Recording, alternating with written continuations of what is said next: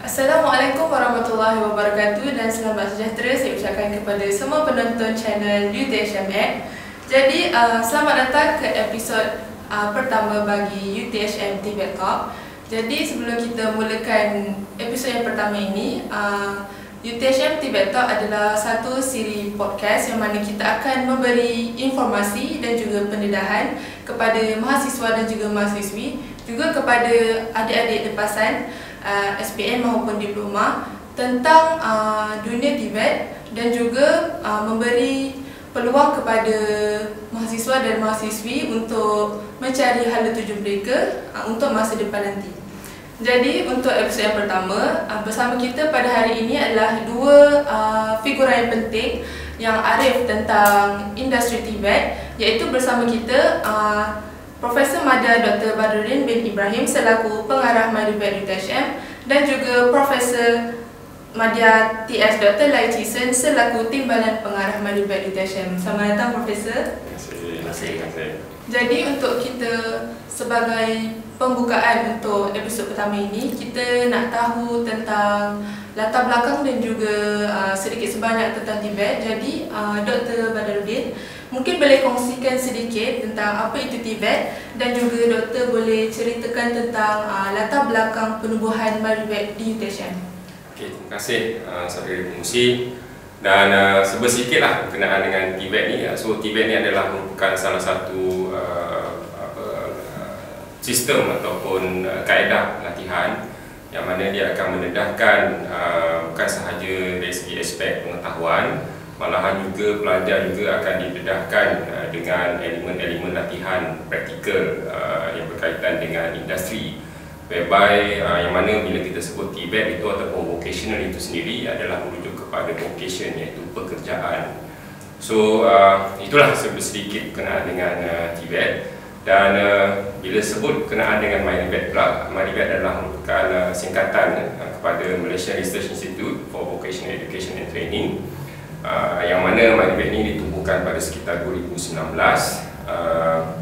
di bawah amanat kelulusan Yang Berhormat Menteri Pendidikan pada ketika itu, Dr. Mazli Malik. Dan antara objektif penubuhan MyTibet ini adalah ada tiga perkara yang penting, iaitu yang pertama sudah tentu disebabkan dari segi aspek nama itu sendiri sebagai pusat pendidikan, maka MyTibet berperanan untuk menjalankan aktiviti-aktiviti pendidikan bagi tujuan pembangunan Tibet negara.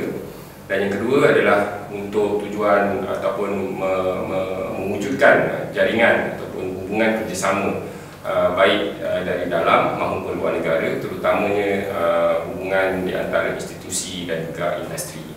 Dan yang ketiga adalah untuk kita menjadi pusat rujukan ataupun data center kepada aktiviti Tibet di peringkat negara. So itu sedikit berkenaan dengan MyTibet. Jadi untuk soalan yang kedua pula kepada Dr. Lai, sekarang Tibet sudah menjadi perhatian ramai orang. Mungkin Dr. Lai boleh ceritakan sedikit bagaimana sebenarnya perkembangan Tibet di Malaysia. Terima kasih moderator. Pada pendapat saya, perkembangan Tibet di Malaysia pada masa ini adalah berada pada tahap yang sangat memuaskan dan agak dinamik. So kenapa dinamik? Sebab dalam konteks Malaysia kita ada 13 kementerian terlibat dalam Tibet secara aktif, dan ini adalah tidak termasuk private agency, right? Dan setiap kementerian memainkan peranan yang sangat aktif untuk melaksanakan program-program Tibet untuk sama ada bekerja di industri atau remaja. So dan disebabkan oleh terlalu banyak pemain Tibet di Malaysia, jadi Majlis Tibet Negara telah ditubuhkan untuk menyelaraskan ke semua kementerian ini. So kerajaan Malaysia memberi sokongan yang sangat memuaskan, yang sangat baiklah kepada sektor Tibet, terutama dia dari segi pembiayaan. So contohnya kalau kita tengok bajet 2025 sebanyak 7.5 bilion telah diperuntukkan untuk Tibet sahaja. Right? So kalau kita tengok last year 2024, bajet yang diperuntukkan untuk TVET adalah sebanyak lebih kurang 6.8 bilion. So kita boleh nampak peningkatan dari segi pembiayaan daripada kerajaan. So kalau kita tengok dari perspektif industri pula, kerjasama antara industri dan institusi TVET pun semakin meningkat. Okay? Jadi walaupun perkembangan TVET berada pada landasan yang betul, yang baik, tapi masih ada ruang untuk penambahbaikan. Jadi untuk Dr. Badarudin, mungkin Dr. boleh ceritakan pula sejauh mana penglibatan MyRebat Utension pula dalam memperkasakan pembangunan TVET di Malaysia. Baik, seperti mana yang saya jelaskan tadi, salah satu peranan MyRebat adalah, ataupun salah satu objektif MyRebat adalah untuk menjalankan aktiviti penyelidikan berkaitan dengan TVET. Dan aktiviti penyelidikan yang kita jalankan ini biasa ataupun mengkhusus kepada penglibatan ataupun yang berkaitan dengan penggubalan dasar ataupun polisi peringkat kerajaan. Dan setakat sehingga tahun 2024, MyRebat telah menerima peruntukan ataupun menerima dana peruntukan research melalui pelbagai kementerian, pelbagai agensi, pelbagai institusi maupun daripada UTHM sendiri sebanyak hampir 15 juta ringgit. So sepanjang tempoh penubuhan MyRebat, so banyaklah aktiviti-aktiviti penyelidikan yang kita dah jalankan, terutamanya yang berkaitan dengan polisi. Dan suka saya highlightkan di sini antara penyelidikan yang signifikan yang menjurus kepada penggubalan dasar adalah antaranya adalah berkenaan dengan return on investment on TVET, whereby pada ketika ini tidak ada satu alat ataupun indikator khusus bagaimana untuk mengukur return on investment bagi program-program TVET, khususnya untuk institusi-institusi yang menjalankan program TVET. Pada masa yang sama, kita juga ada menjalankan penyelidikan yang berkaitan dengan program TVET itu sendiri, yang mana saya ingat sekitar 2018 ataupun 2019, yang mana kita telah menerima dana untuk menjalankan penyelidikan berkaitan dengan penentuan program TVET. So yang mana dalam penyelidikan ini kita menjalankan aktiviti berkenaan dengan bagaimana untuk menentukan bahawa status satu-satu program itu yang kita boleh klasifikasikan sebagai program TVET. Sebab sekarang ni kita tidak ada satu, sekali lagi lah, di Malaysia kita tidak ada satu instrumen ataupun alat yang khusus yang menentukan bagaimana ataupun adakah satu-satu program itu boleh diiktiraf sebagai program TVET ataupun program-program yang lain. Okey Dr. Badarudin, jadi sepanjang penubuhan MyRebat ni, mungkin Dr. Badarudin boleh ceritakan pula apakah sumbangan MyRebat yang boleh dibanggakan oleh MyRebat sendiri dalam landscape TVET. Baik, untuk seperti mana yang saya menjawab soalan yang antara kedua kepada saya tadi berkenaan dengan aktiviti penyelidikan yang saya jalankan, yang kita telah jalankan. Selain daripada itu, kita juga menjalankan penyelidikan ataupun khusus untuk melihat contohnya yang terbaru ataupun yang terkini berkaitan dengan pembangunan strategik ataupun dasar TVET negara. Penglibatan kita dalam ataupun penglibatan MyRebat dalam Majlis TVET Negara, dalam High Commission Council Majlis TVET Negara. So kita ataupun MyRebat secara langsung terlibat dalam penggubalan dasar TVET Negara 2030, yang mana seperti mana yang rakan saya Profesor Madya Dr. Lai nyatakan tadi bahawa penglibatan industri dan juga institusi dalam penggubalan dasar ini sangat penting dalam menentukan landscape TVET negara. Tambahan pula, bila dinyatakan tadi bahawa agensi ataupun institusi ataupun kementerian yang menjalankan program TVET ni ada hampir 13 kementerian di Malaysia. Jadi dengan kepelbagaian institusi ini perlulah ada satu agensi ataupun satu organisasi iaitu Majlis TVET Negara, yang mana dengan penglibatan ataupun sumbangan kepakaran daripada MyRebat dapat membantulah base Tibet negara ni dalam pengumpulan dasar untuk pengumpulan dasar Tibet negara. Jadi untuk soalan seterusnya untuk Dr. Lai, dalam kita nak memperkasakan bidang Tibet di negara kita, semestinya kualiti pengajaran dan juga latihan itu pun sangat penting. Jadi mungkin Dr. Lai boleh ceritakan bagaimana MyRibet memastikan kualiti pengajaran dan juga latihan itu sentiasa terjaga. Okey, seperti yang telah dinyatakan oleh Dr. Badarudin tadi, peranan MyRibet utama adalah untuk melaksanakan pendidikan dasar. So, untuk memastikan kualiti pengajaran dan kualiti penyampaian untuk program Tibet, sepatutnya adalah peranan fakulti lah. Tapi walau bagaimanapun, MyRibet juga menyumbang kepada aspek tersebut secara tidak langsung. Sebagai contoh, MyRibet telah melaksanakan program latihan untuk pengajar Tibet. Contoh program adalah Tibet Educator Professional Development Program. Dan program tersebut telah dilaksanakan dengan melibatkan pengajar-pengajar Tibet daripada UTHM, daripada MTUN, di mana peserta terlibat atau diberi pendedahan terhadap pemantapan kemahiran dari aspek pedagogi, andragogi dan psychologi, dan ini akan menyumbang secara direct lah untuk meningkatkan kualiti pengajaran bagi program Tibet. So, selain pada program latihan, MyRibet juga melaksanakan webinar yang kaitan dengan PMP, pengajaran dan pembelajaran, di mana penceramah akan berkongsi idea atau berkongsi pengalaman berkaitan dengan inovasi dalam pengajaran dan pembelajaran. Dan ini aktiviti ini akan menyumbang kepada peningkatan kualiti dalam pengajaran untuk program Tibet. Jadi Dr. Lai, dalam usaha MyRibet untuk memperkasakan latihan dan juga pengajaran, semestinya akan ada cabaran-cabarannya. Jadi apakah antara cabaran yang MyRibet hadapi? Okay, soalan ini bagus. So, kalau kita bincang pasal Tibet di Malaysia, ada banyak cabaran, dan salah satunya adalah persepsi masyarakat. So, secara keseluruhannya, masyarakat kita ada persepsi yang negatif terhadap Tibet, iaitu Tibet selalunya dianggap sebagai satu laluan akademik yang kedua, second class, right? Jadi untuk mengubah persepsi masyarakat ni mengambil masa.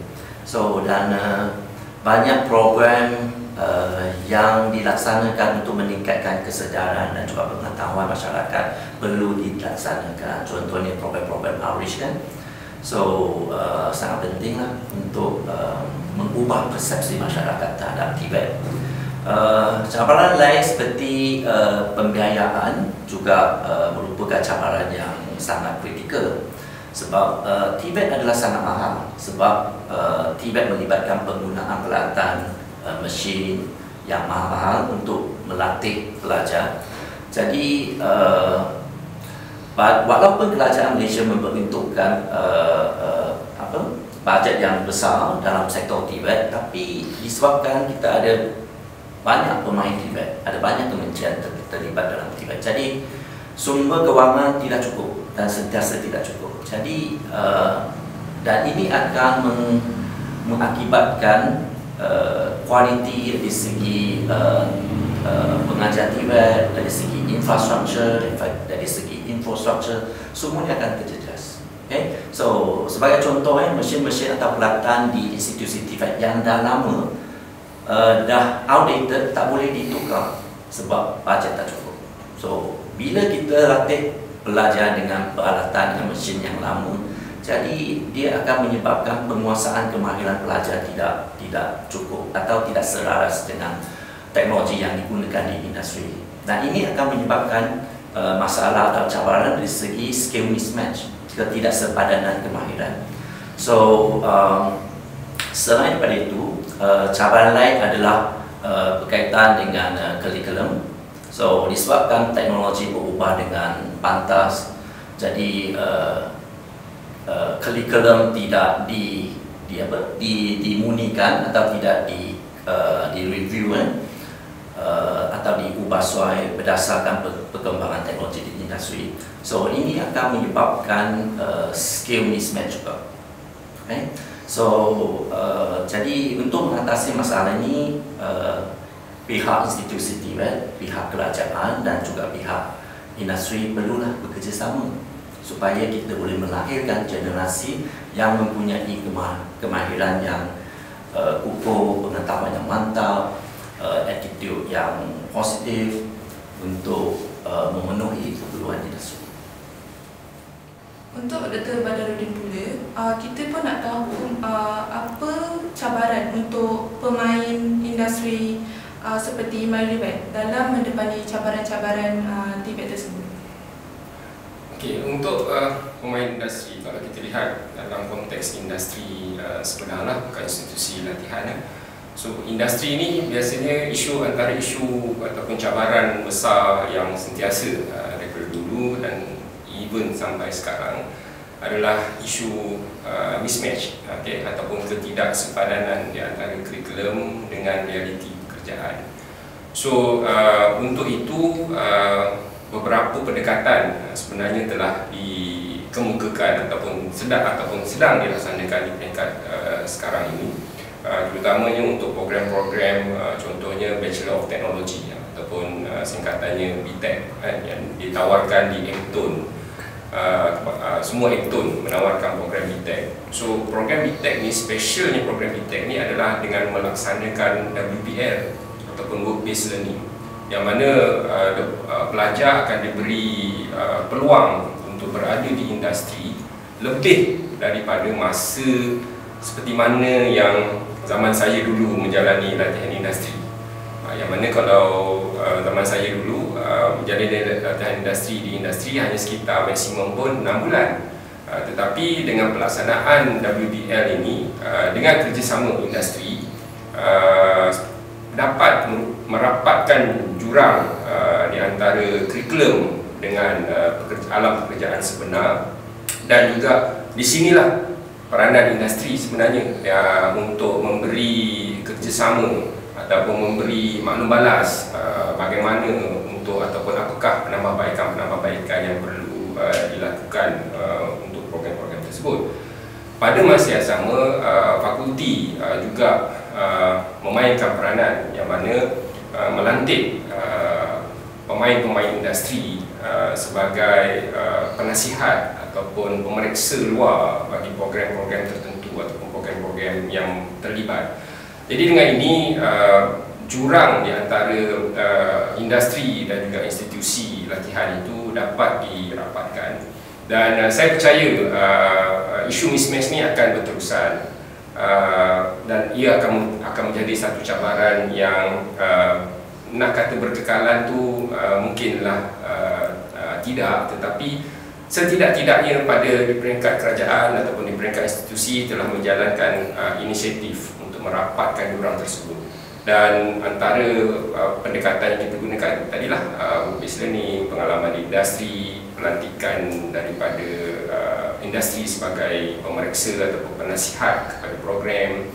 Dan ini sedikit sebanyak mendedahkan juga bukan setakat graduan ataupun pelajar TVET itu sendiri, tetapi juga sebagai penyedia latihan, yang mana penyedia latihan ini kita tidak boleh terlalu statik dengan apa yang ada sekarang, sebab perubahan teknologi ini terlalu pantas.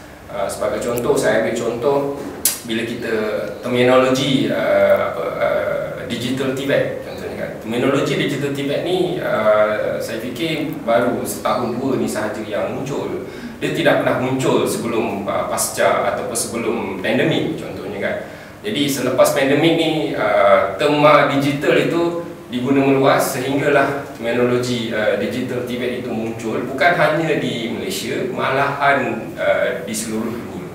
Dan di sinilah peranan industri memberi pandangan, khidmat nasihat kepada institusi penyedia latihan ini untuk menambah baik program-program TVET yang sedia ada.